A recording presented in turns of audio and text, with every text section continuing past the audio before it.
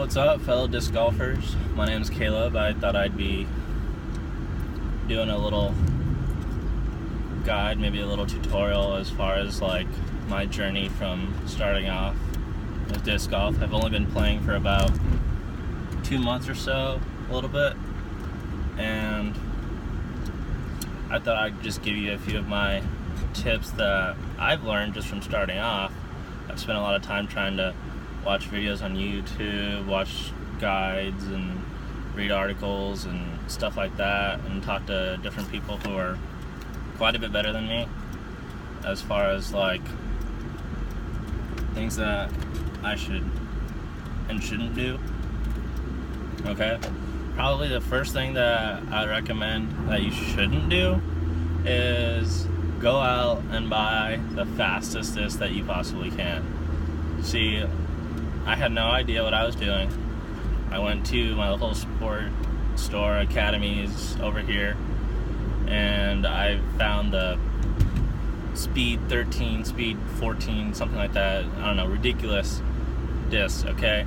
Don't think of it like the faster the speed, the faster this disc is gonna go. Think of it more as a difficulty. The higher the speed, the more difficult the disc will be to control. When you're starting off, you don't need something fast like that. In fact, when you're starting off, it's probably best to find some sort of a mid-range or a putter that you can work on your game.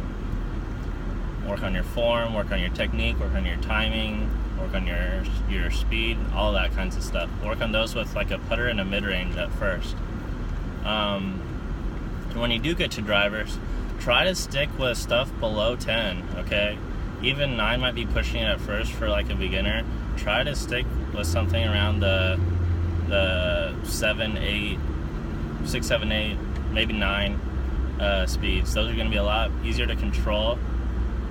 For me, I got something that's like kind of in between a mid-range and a driver, and that thing flies so beautifully for me. Also, there's a lot of different terminology when you're first starting off that you won't kind of get an understanding for it until you've been playing for a little bit and you kind of get a feel for it. So there's terms called like hyzer or anhyzer, and that's just kind of referring to how you're releasing the disc when it's leaving your hand, which angle it's at. I kind of like to think of it as like a clock.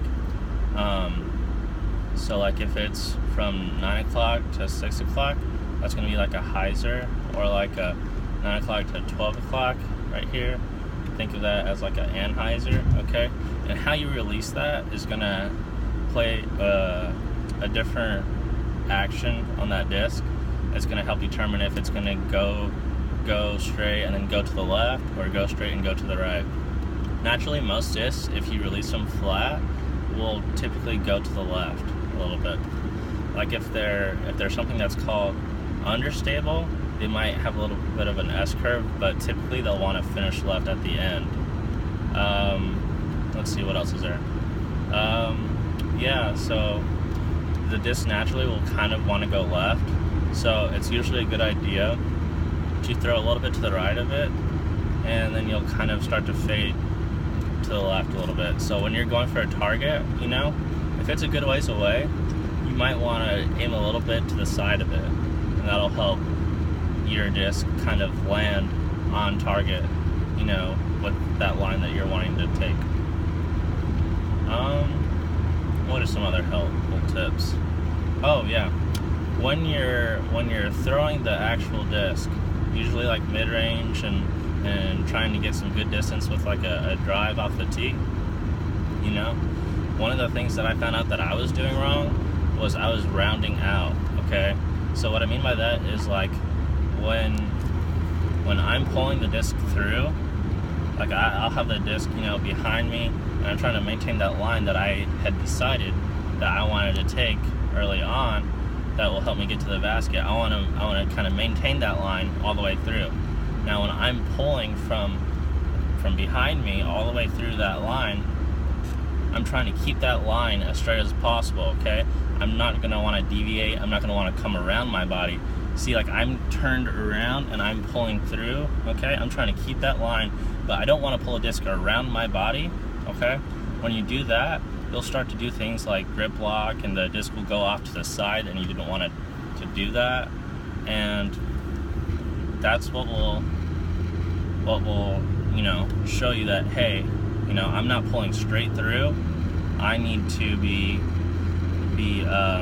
focusing on maintaining that line, as opposed to coming around my body and it going off to the side.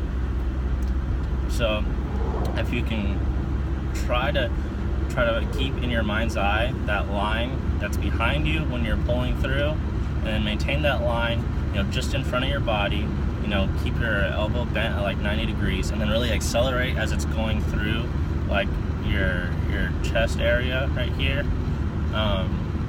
And then when it like gets to your chest area, and just really let go and go fast. I don't mean like let go of the disc. I mean just saying like drive it through, like go fast as you're going through, accelerate then. The other tip that really helped me out a lot was keeping my nose down. Okay, it's kind of weird for me at first, because when I first went out with some of my friends, all my shots, man, they were going up, they were going high, right? But see, what was happening is when I was releasing, I'd release it like this, and what happens like this is the disc goes up, but then it starts to come back, and you lose all that distance that you work so hard to get. So what I had to do was I had to make sure that I'm angling my nose down when I'm releasing it, okay?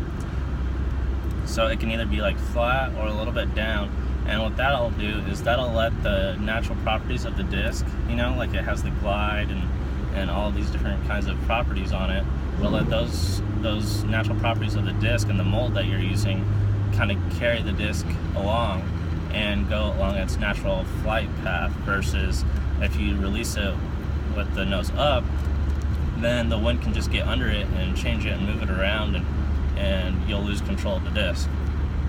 So like, this is another good point. This past weekend, I was doing a mini, and it was kind of gusty. The wind was kind of, all over the place a little bit. Sometimes you get a little burst of wind here and there.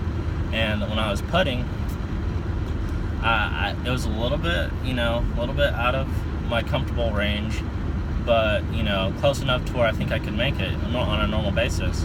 However, it was a windy condition, and the problem that I was having is I was kind of trying to just float it in there like that, but when I was doing that, I was letting the nose come up a little bit, and the gust of wind took it and threw it off center, and like I missed my putt. So I could have had a lot better round if I was to take a more, nose down, direct, firm, get a lot of spin on that disc, putt. So I think that, from here on out, my personal goal will be to kind of bring that nose a little bit more down, get a little bit more spin and a little bit more pop to my putts, and that way my putting game will be a lot stronger when it comes to windy conditions.